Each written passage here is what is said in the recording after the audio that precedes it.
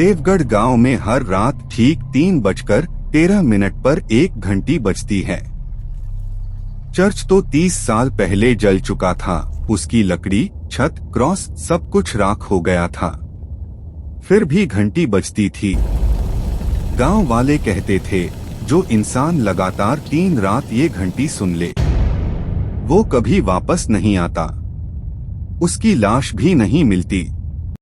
बस चर्च की दीवार पर उसकी एक नई तस्वीर लग जाती है, आंखें काली, चेहरा आधा जला हुआ और होठों पर एक डरावनी मुस्कान। लोगों का मानना था कि वो घंटी पापियों को बुलाती है और देवगढ़ में हर कोई न कोई पाप लेकर घूमा करता था।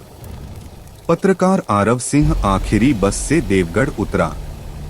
बारिश मानो आसमान फटने का बदला ले रही थी।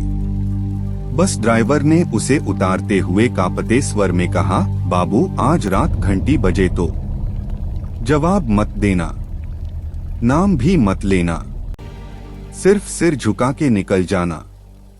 आरव ने हंसकर टाल दिया। वो एक बड़े चैनल के लिए देवगढ़ का गायब चर्च पर डॉक्यूमेंट्री बना रहा था। 3 महीने में 7 लोग गायब हो चुके थे। आरव को यकीन था कि ये सब अंधविश्वास और कुछ गांव वालों का मिलीभगत है। लेकिन जैसे ही बस चली गई, आरव को अजीब सा एहसास हुआ। गांव में कोई रोशनी नहीं थी, कोई कुत्ता नहीं भौंक रहा था, सिर्फ बारिश की आवाज और हवा में जलती लाशों जैसी हल्की बदबू। एक बूढ़ी औरत अपने झोपड़े के दरवाजे पर खड़ी थी। आरव के पास से गुजरते ही उसने फुसफुसाया, आज तुम्हारी रात है। आरव ने तेज कदम बढ़ाए। चर्च की तरफ। पहाड़ी पर खड़ा जला हुआ चर्च बिजली चमकने पर हर बार कुछ सेकंड के लिए नजर आता। कभी कभी लगता जैसे अंदर कोई घूम रहा हो। आरव के पैर कीचड़ में धंस रहे थे, फिर भी वो रुक नहीं पा रहा था, जैसे कोई अदृश्य ताकत उसे खींच रही हो। 3:12 पर घंटी बजी। एक लंबी, गहरी, धीमी आवाज आरव के सिर के अंदर गूंज गई। उसके कान बंद करने पर भी आवाज रुकी नहीं। मुझे यहाँ नहीं आना चाहिए था, वो खुद से बुदबुदाया।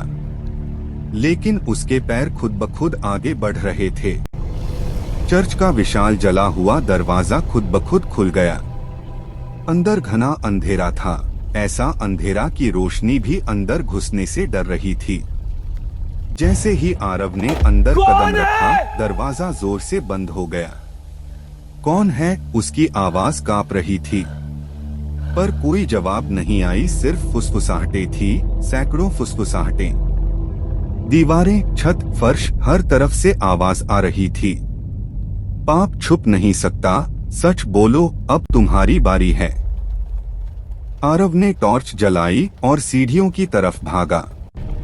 पुरानी लकड़ी की सीढ़ियां उसके वजन से चरमरा रही थीं। पीछे कदमों की आवाज आई। वो रुका तो साथ ही आवाज भी रुक गई।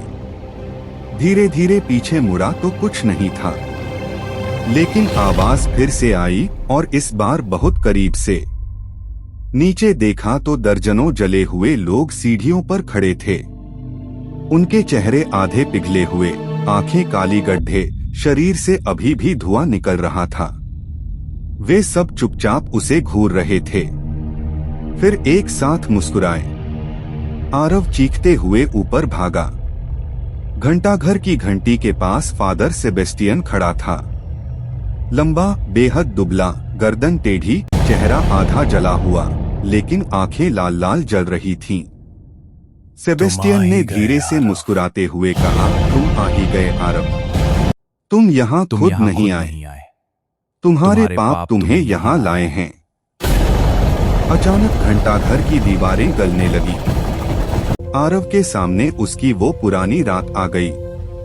3 साल पहले की वो बारिश वाली रात। उसकी कार सड़क पर फिसल गई थी। सामने एक औरत और उसका छोटा बच्चा।